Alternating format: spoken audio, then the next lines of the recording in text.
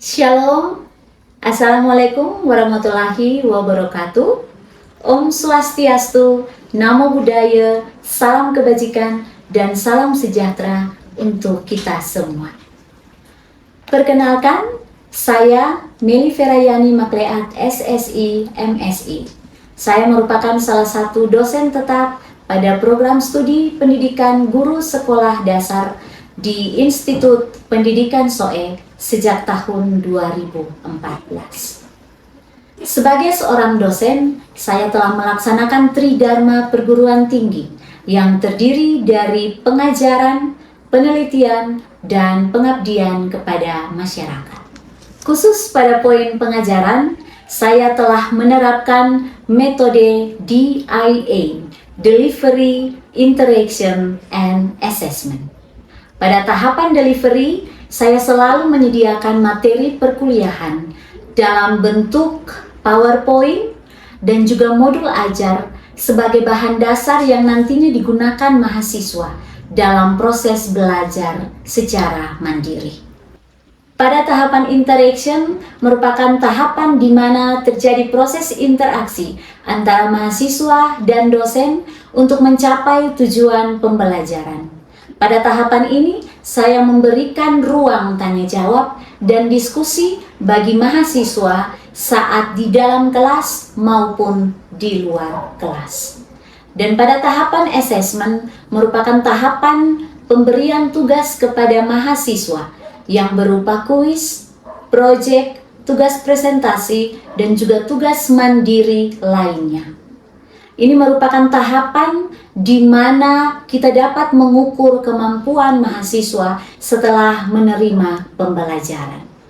Pada kesempatan ini, saya akan memperkenalkan salah satu mata kuliah yang saya ampuh, yaitu mata kuliah konsep dasar IPA dengan kode mata kuliah SD 113 dengan bobot 3 SKS. Mata kuliah ini merupakan mata kuliah wajib yang berada pada semester 1. Kajian mata kuliah ini mencakup konsep-konsep IPA dalam pembelajaran di sekolah dasar, di antaranya asal mula kehidupan, ciri-ciri dan organisasi kehidupan, struktur makhluk hidup, organ dan sistem organ tubuh makhluk hidup, perkembangan makhluk hidup, serta unsur bumi, gerak, energi, dan kemagnetan, serta listrik hingga tata surya. Adapun tujuan dari mata kuliah ini yaitu mahasiswa diharapkan mampu memahami tentang makhluk hidup dan kehidupannya, termasuk struktur, fungsi, sistem, dan semua ciri yang terdapat pada makhluk hidup. Selain itu, mahasiswa juga dituntun untuk memahami tentang unsur bumi, gerak, energi, dan kemagnetan, dan listrik serta tata surya. Adapun capaian pembelajaran dalam mata kuliah ini mencakup pengembangan pengetahuan, sikap, dan keterampilan umum serta keterampilan khusus. Inilah yang kemudian diturunkan ke CPMK dan sub CPMK, di mana ketiganya berpatokan pada profil lulusan program studi pendidikan guru sekolah dasar. Adapun sumber literatur dalam perkuliahan terdiri dari jurnal yang relevan serta buku ajar konsep dasar IPA. Inilah yang saya lakukan pada tahapan delivery. Sedangkan pada tahapan interaction mencakup metode yang digunakan dalam pembelajaran, antara lain metode diskusi, presentasi, dan juga tanya jawab. Pada tahapan assessment berpedoman pada kontrak perkuliahan yang telah disepakati. Demikianlah penjelasan singkat saya terkait metode DIA yang saya terapkan. Selanjutnya saya akan menampilkan video pembelajaran luringnya. Selamat menyaksikan.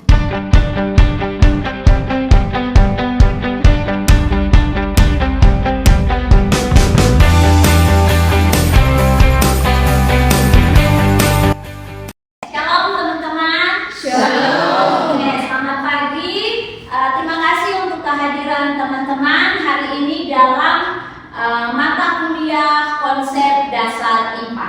Ya, jadi mengawali perkuliahan kita hari ini, kita akan berdoa bersama, ya, tentunya dengan keyakinan kita masing-masing. Dan untuk doa ini saya minta kesediaan Onji untuk memimpin kita dalam doa.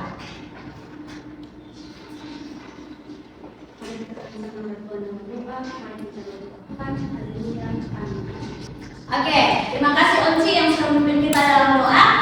Sebelum kita masuk dalam perkuliahan kita, saya ingin mengecek adakah yang tidak hadir hari ini. Ketua tingkat, oke, berapa orang? 4 orang. 4 orang, keterangannya? Keterangan saat izin yang 3. Oke, yang 3 tanpa keterangan. Oke, siap. Oke teman-teman, jadi hari ini untuk mata kuliah konsep dasar IPA kita masuk pada pertemuan keberapa? Ketiga. Ya, pertemuan ketiga. Nah, hari ini kita akan masuk pada materi sistem pencernaan pada manusia.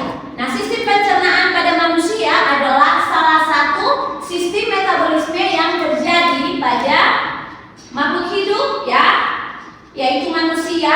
Selain sistem pencernaan itu apalagi yang teman-teman ketahui? Ayo, selain sistem pencernaan, ada sistem apa? Sistem pernafasan, terus sistem ekskresi, sistem sekresi, sistem apa lagi? Sistem gerak, sistem reproduksi, ya. Dan jadi dari berbagai macam sistem yang terjadi di dalam tubuh, hari ini kita akan lebih membahas tentang sistem pencernaan pada manusia, ya. Jadi adapun tujuan pembelajaran kita pada materi ini yaitu yang pertama bahwa teman-teman mampu mengetahui apa itu sistem pencernaan. Yang kedua dapat menyebutkan organ-organ pencernaan berdasarkan fungsinya juga, kemudian menjelaskan proses atau mekanisme sistem pencernaan. Jadi teman-teman harus mengetahui ketika makanan itu masuk, ya, ke mulut selanjutnya akan diproses melalui organ-organ pencernaan. Itu teman-teman harus menghafal mekanismenya. Dan yang terakhir yaitu mengetahui cara menjaga apa? Kesehatan sistem pencernaan. Oke, nah, adakah yang tahu apa itu sistem pencernaan? Ada yang bisa berpendapat? Ya, silakan. Sistem pencernaan adalah sistem organ yang berfungsi mengolah makanan menjadi zat-zat gizi yang dapat diserap oleh tubuh. Oke, ya, jadi sistem pencernaan itu yaitu sistem yang terjadi di dalam tubuh untuk mengolah makanan-makanan yang tadi masih bersifat komplit menjadi lebih sederhana sehingga dapat diserap tubuh dan dapat digunakan untuk apa? Menjalankan aktivitas kita sehari-hari. Ya, jadi seperti ini, ya, sistem pencernaan adalah sistem organ yang berfungsi mengolah makanan menjadi zat gizi yang dapat diserap tubuh untuk menghasilkan energi, pertumbuhan dan perbaikan jaringan. Jadi kita tidak hanya makan untuk kenyang dan tidur, ya, tetapi kita makan untuk kita memperoleh energi dan itu juga untuk pertumbuhan kita, ya, sehingga teman-teman juga dari hari ke hari, ya, mengalami pertumbuhan. Ada yang bertambah tinggi, ya, dan juga berkembang. Ada yang bertambah gemuk, ya, seperti itu. Oke, nah, adapun fungsi dari sistem pencernaan yaitu mencerna makanan, menyerap nutrisi, menghasilkan energi dan mengeluarkan sisa-sisa makanan. Jadi fungsi dari semua organ-organ pencernaan itu dia akan start dari mencerna dan pada akhirnya sampai ke pos terakhir yaitu mengeluarkan sisa-sisa makanan yang berupa ampas-ampas makanan. Ya, nah, adakah yang tahu dua proses di dalam sistem pencernaan pada makanan? Ada proses secara apa dan apa? Secara mekanik dan secara Iya, secara mekanik dan kimia. Secara mekanik itu seperti apa? Secara kimia itu seperti apa?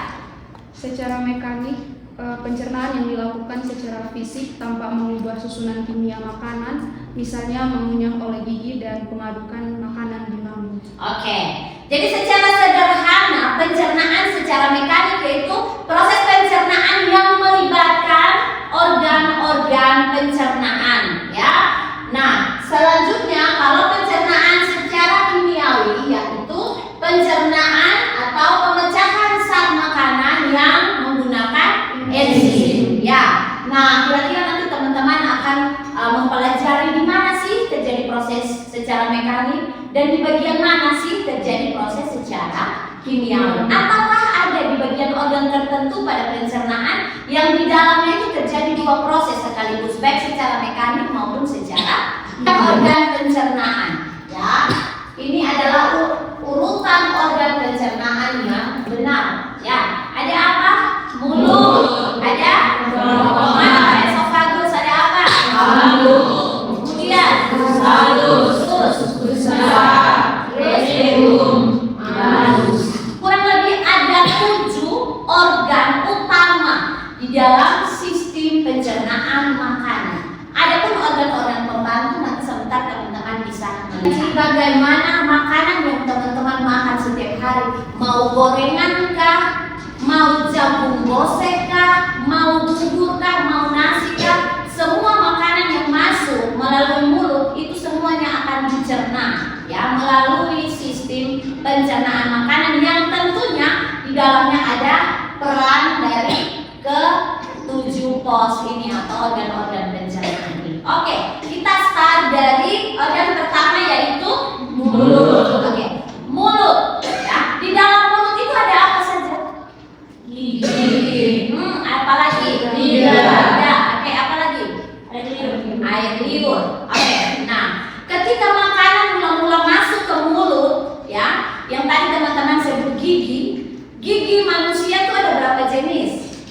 Ada 3. Ada gigi seri, ada gigi taring, dan juga gigi geraham. Nah, ketika makanan mula-mula masuk ke mulut, dia akan pertama diterima oleh gigi seri untuk dipotong. Ya, setelah makanan itu dipotong oleh gigi seri juga dibantu oleh gigi taring, maka makanan-makanan itu akan diteruskan ke gigi geraham yang tentunya dengan bantuan apa? Lidah. Ya. Fungsi lidah dalam sistem pencernaan yaitu berfungsi untuk membolak-balik makanan, ya. Atau adakah yang bisa mengoper makanan dari kiri ke kanan? Tidak ada ya. Oke. Jadi itu ada bantuan lidah yang tentunya di lidah itu ada yang namanya kelenjar air liur, ya. Di dalamnya itu terkandung enzim apa?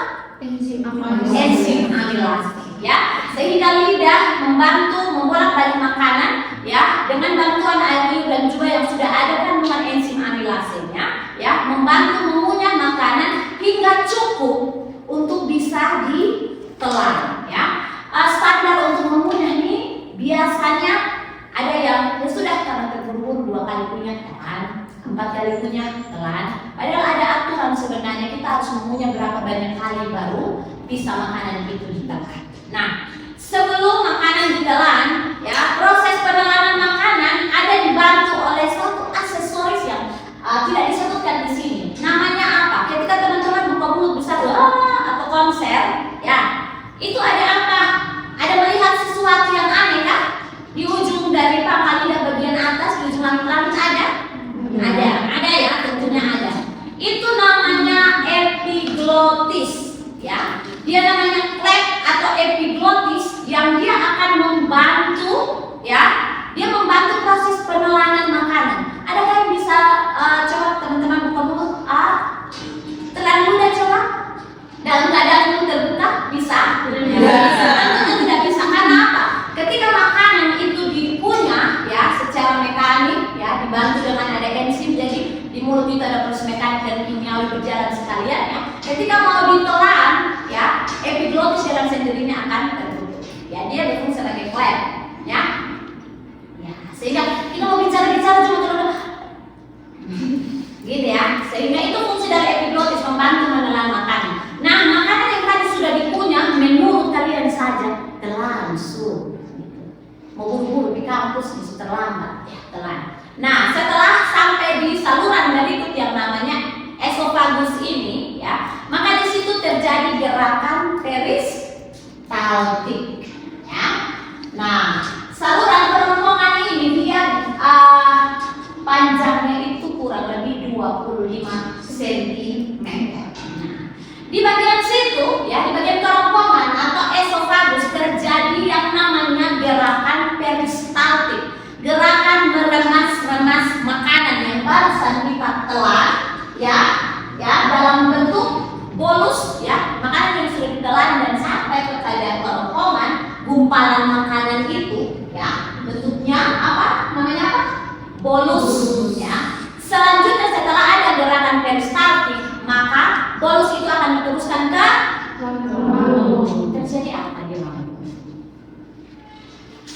Selanjutnya terjadi apa di lambung? Mengatur dan menentukan makanan. Iya. Jadi teman-teman bisa lihat di sini bahwa di lambung itu juga terjadi proses secara mekanik dan kimiawi. Gimana proses mekaniknya? Dinding lambung meremas makanan menjadi bubur halus. Istilahnya itu kim, ya. Menjadi bubur halus istilahnya itu kim, dan proses kimiawinya menggunakan asam lambung, ya, atau HCl untuk membunuh kuman dan enzim pepsin untuk memecah protein. Ya, sehingga di lambung itu ada enzim apa dan apa?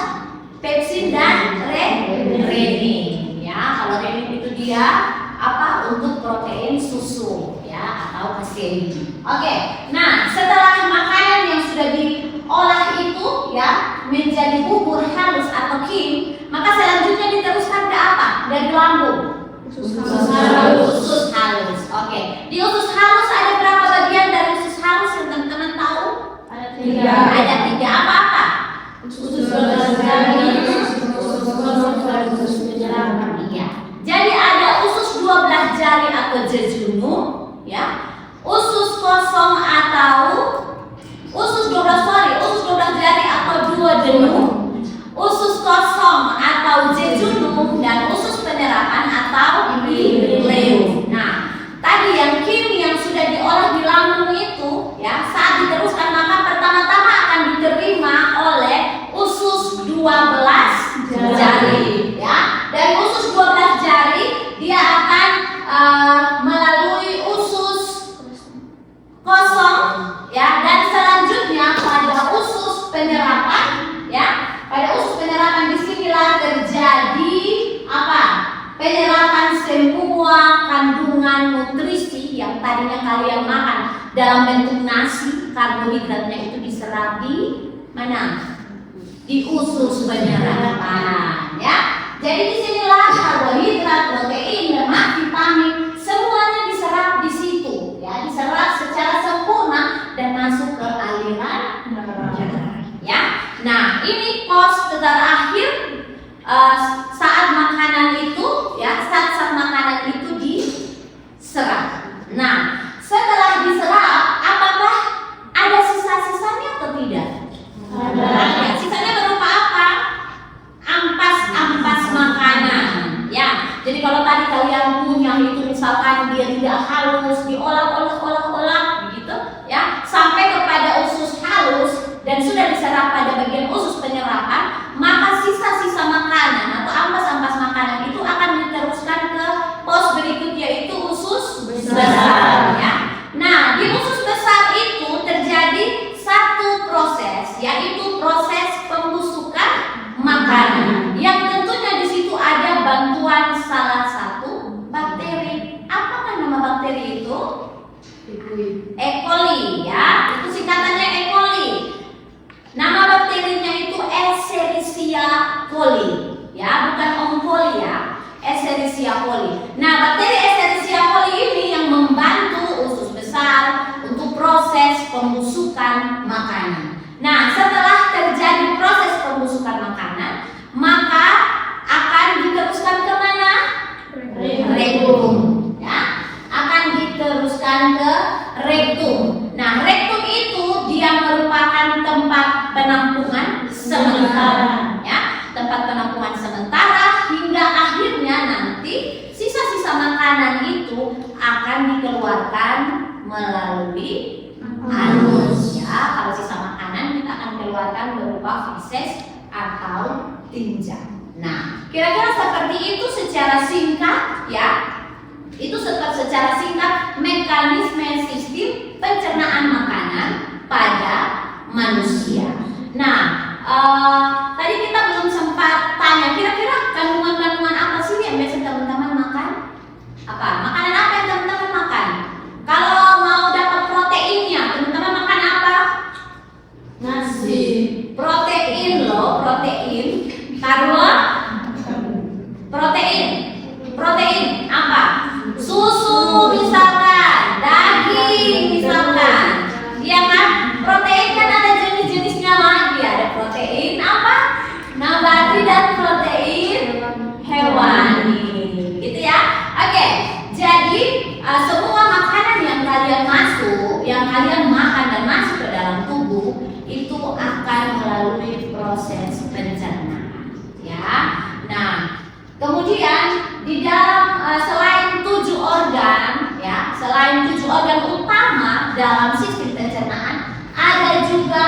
organ pendukung.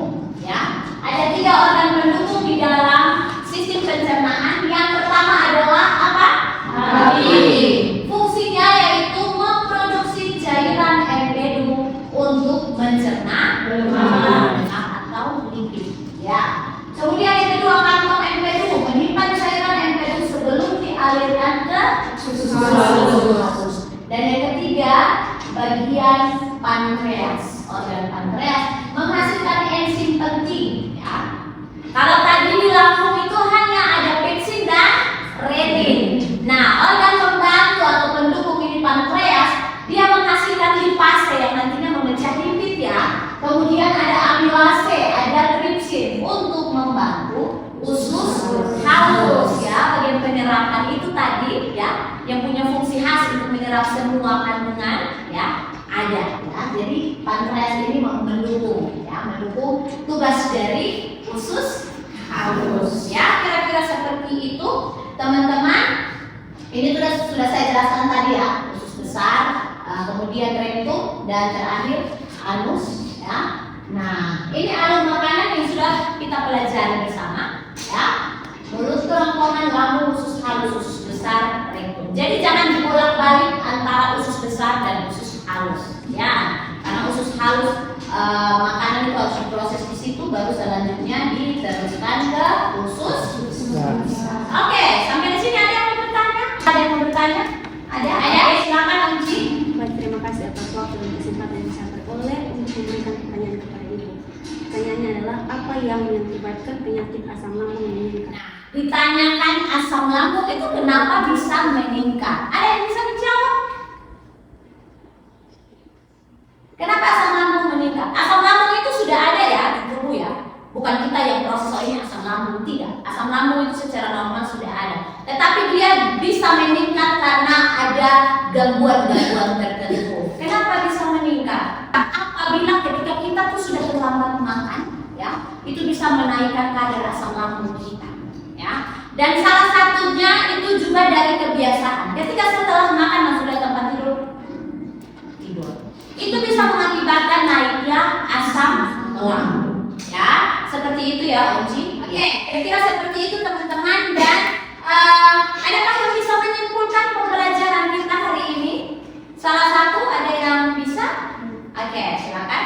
Baik, dari materi kita hari ini tentang sistem pencernaan pada manusia, maka saya mengambil kesimpulan bahwa sistem pencernaan manusia merupakan salah satu sistem organ yang sangat penting karena memastikan tubuh memperoleh nutrisi yang dibutuhkan untuk menjalankan berbagai fungsi kehidupan secara optimal. Oke, terima kasih teman kalian sudah memberikan kesimpulan ya.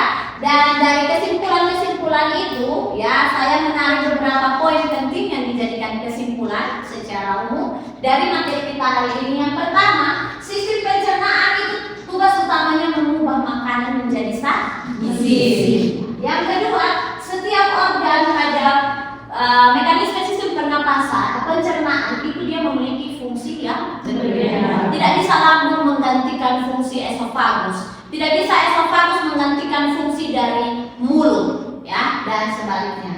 Yang ketiga, nutrisi yang diserap itu terutama prosesnya terjadi pada bagian usus halus. Di bagian mana? Usus penyerapan. Dan yang terakhir, pola hidup sehat membantu menjaga sistem pencernaan agar tetap baik. Ya, kira-kira seperti itu. Dan ini gambarnya dari tadi sudah saya tunjukkan ya. Ya, jadi kira-kira seperti ini kondisi tubuh teman-teman ya. Ini adalah organ-organ pencernaan yang ditunjukkan di dalam gambar-gambar ini. Ya, kira-kira seperti itu. Nah, ada mulut ya, di situ ada kelenjar ludah atau anil ya, yang di dalamnya sudah ada kandungan enzim amilase. Kemudian ada kerongkongan atau esofagus, ada lambung. Nah, ini organ pembantunya juga masuk di sini ya. Tadi apa? Hati, pankreas, dan kantong empedu ya. Kemudian ada usus halus, ada usus besar, ada rektum, dan pos terakhirnya adalah anus ya. Jadi silahkan setelah pulang nanti teman-teman kembali mempelajari materi yang sudah kita dapat, dan nanti PowerPoint-nya akan saya share ya, untuk teman-teman bisa jadikan bahan untuk belajar. Dan untuk membuktikan pelajaran yang sudah saya bagikan bagi teman-teman itu masuk sampai di otak, tidak hanya di mata, ya, tetapi masuk dan benar-benar dicerna, ya.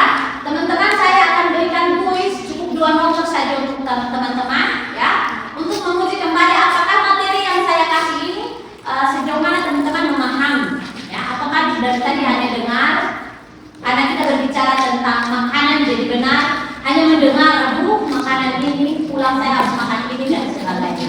Oke, soal nomor 1, ya. Tolong teman-teman menjelaskan tentang 2 proses dalam sistem pencernaan makanan, ya. Proses apa dan apa? Terus dijelaskan menurut bahasanya teman-teman, menurut apa yang sudah teman-teman dengar tadi, dan dibahasakan dengan bahasanya teman-teman sendiri. Secara sederhana saja, jangan panjang lebar, tetapi tidak kena sama sekali, ya. Dan nomor kedua ini pakai soal apa ya? Nomor yang kedua, tolong sebutkan dan jelaskan bagian-bagian dari usus halus, ya. Bagian-bagian dari usus halus beserta fungsinya masing-masing, ya. Tadi saya sudah jelaskan bahwa usus halus itu ada berapa bagian, ya. Dia punya fungsi itu apa-apa saja. Tolong itu dijelaskan, ya. Saya memberikan waktu 2 menit, ya. Dari sekarang untuk teman-teman silakan menyelesaikannya. Kalau yang dari tadi mendengar, menyimak dengan baik, maka sudah pasti dia akan menyelesaikannya dengan baik. Ya, oke. Nah, setelah ini nanti kuisnya ini, ya, ini saya ambil sebagai nilai kuis, ya, nilai kuis secara individu. Setelah ini nanti dikumpulkan di ketua tingkat, ya, dan ketua tingkat tolong kumpulkan ke saya. Oke, teman-teman, silakan ditutup bukunya.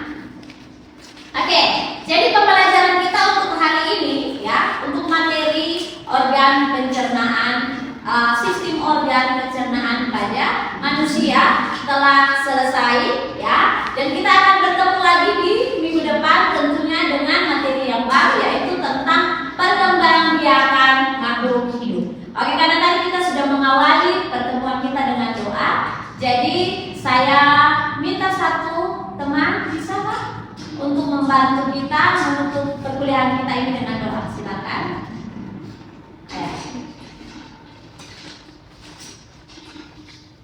Baik teman-teman semua, sebelum kita bersedia tempat ini, maka itu sangat penting kita menghadap Tuhan dan mendoakan kita berdoa. Terima kasih